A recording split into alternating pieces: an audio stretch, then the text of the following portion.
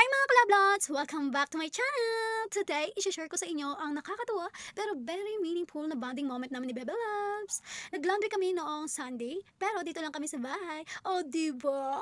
Simple pero super saya. Kaya kayo tuwing Sunday din ba kayo naglalaba? Let me know in the comments! So ayun na nga mga kalablots, grabe, iba talaga kapag may kasama kang maglaba, di ba? Ano feeling? Di ba masaya? So lalo na kung ang kasama mo ay supportive pa, wala ka na doon. So ano pang inihintay mo? Maghanap ka na ng kasama. Eme, ang saya kasi Bebe Loves ko pa ang nag-initiate. Oh, initiate yon. Ano yon? Nag-aya sa akin, guys. So ayun na nga, siya na nga nag-aya sa akin na tulungan ako. Sabi niya, ako na magbabalaw at maghango, ikaw na sasampay. So di ba napaka-sweet naman ng Bebe Loves ko na to. Anyway, partida, Sunday lang ang day off niya, pero todo tulong pa rin siya. Kaya kayo relate ba? May ganito rin ba kayong kabanding sa paglalaba? Comment down below! So ayun na nga mga kalablas, habang naglalaba, sobrang daming tawanan at kwentuhan ang ginawa namin dito. Nakakatawa. Imagine, pinag-uusapan pa namin kung sino ang may pinaka-weird na damit sa paglalaba, sa mga ano namin, sa damit, ganun, kung anong pinaka-weird. Pero weird siya. Ako pala yon. So ayun, napag-usapan namin, sabi niya, ano, babe, bakit parang may magic trick dito? Sa dami ng labahin, hindi nauubos. Napakadaming labahan. Tama nga naman siya, napakadami naming labahan tuwing linggo. Ano ba yan? Parang sa isang araw, 3 beses naliligo eh. Palit ng palit. Ang daming labahan namin, mga kalablots. So, ayun na nga. Oo nga naman, di ba? Ang dami. Pero dahil sa teamwork namin dalawa, wow, may teamwork dito. Ang daming, nagti-teamwork kaming dalawa niya kahit nag-aaway kami niya. Minsan. Pero, ganito kami, mag-bonding. Parang ang bilis ng oras kapag kasama ko siya. Ano ba yan? Yung laro? Sa akin na nga mga kalablas, alam mo yung feeling na kahit pagod ka, tuloy pa rin kasi ang saya. Ganito kami maglaba. Tapos, eto pa, habang naglalaba siya, biglang may lumipad na damit mula sa washing machine. Ginawa niya talaga yun minsan. Nung nakaraang Sunday talaga. At sabi niya, babe, ito na siguro yung first flying t-shirt. Kasi nga ginawa niya, ang OA, ang corny niya, kalat mo talaga. Pero, meron pa siyang ginawa. Pinakita niya sa akin yung pet niya. At sabi ko, ayan yung ano yung tinrangka ni Lord kasi nga, 2 butas ng pet. Pero, yung isa, wala talaga butas. Nagkamali siguro ng lagay kung saan talaga yung butas ng pet niya. Naalala ko na naman. Ano ba yun? Naalala ko na naman. So, ayun na nga, kalablads. Back to, ano tayo, dito sa ating sinasabi. Natatawa pa rin talaga ako kapag naalala ko. After namin maglaba, nagpahinga kami saglit bago mag-prepare para sa misa ng 6 p.m. Magsisimba kasi kami mga kalablos. Kasama namin si Renz at Ian, ang mga kapatid ko. So yung isa namin kapatid, ay hindi, dalawa. Yung isa kasi may work, si ate. Si Topi naman, ewan ko doon, ayaw sumama.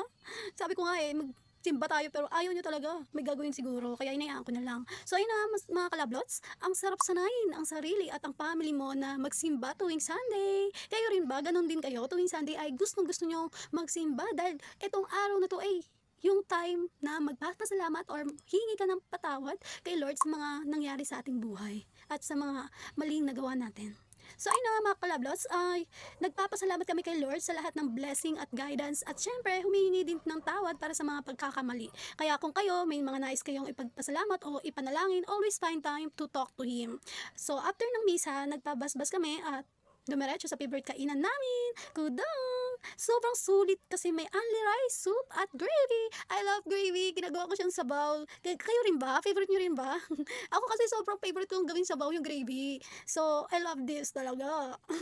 So, imagine, habang kumakain kami, sobrang tawa kami ng tawa. Alam mo yon? Tawa kami ng tawa, parang may baliw. Kasi nga, nung naisip namin gawing sabaw, ako lang pala, nung naisip kong gawin sabaw yung yung pagkain, ano ba talaga?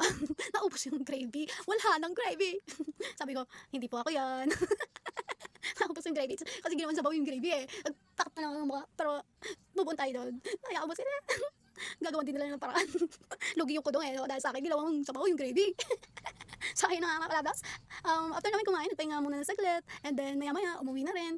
Ang partida, sa sobrang tagal namin kumain, nasaraduan na kami sa Divine Mercy. Kaya, ang ending, dun kami dumaan sa gate 4, nilakad namin yung tawe. Nilakad namin. So, sabi nila, pag uwi namin, gutom uli. Kasi nga, ano eh, busog kami nung umalis. Pag uwi namin, gutom na naman kasi nga napagod eh.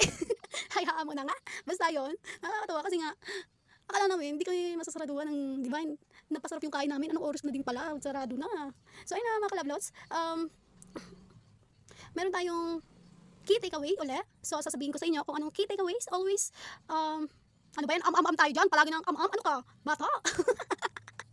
Inano eh, no? Inasar ang sarili. So, ayun na mga kalablas. Alam niyo ba? Sa mga simpleng bagay tulad ng paglalaba, pagkain, at pagsisimba, doon mo makikita kung gaano precious. Yeah! Ka-precious ang time with your loved ones. Kahit ordinaryo yung ginawa nyo, nagiging special kasi may bonding at memories na nabubuo. Babaunin natin itong lahat habang sa pagtanda. So ayun na mga kalablas, kung gusto nyo ng love trip, kilig moments at life lesson, panoorin nyo na ang aking vlog. Sigurado makaka-relate kayo. So don't forget to like this video para spread the good vibes. Comment down below kung ano ang bonding moments nyo tuwing Sunday. And also, share this video with your friends and family. And last, and also, what? Basta, eto na. Subscribe to my channel and hit the notification bell para updated kayo sa mga ganap ko sa buhay-buhay. Kamusta ang buhay-buhay, mga kalablots? Thank you so much for watching. Washing. Ano ba yun? Lahat na lang kinabubulol ang babaeng ito. So ayun na mga kalablots. Thank you so much. See you in my next vlog. Mga chup chup. See you next time. Bye-bye.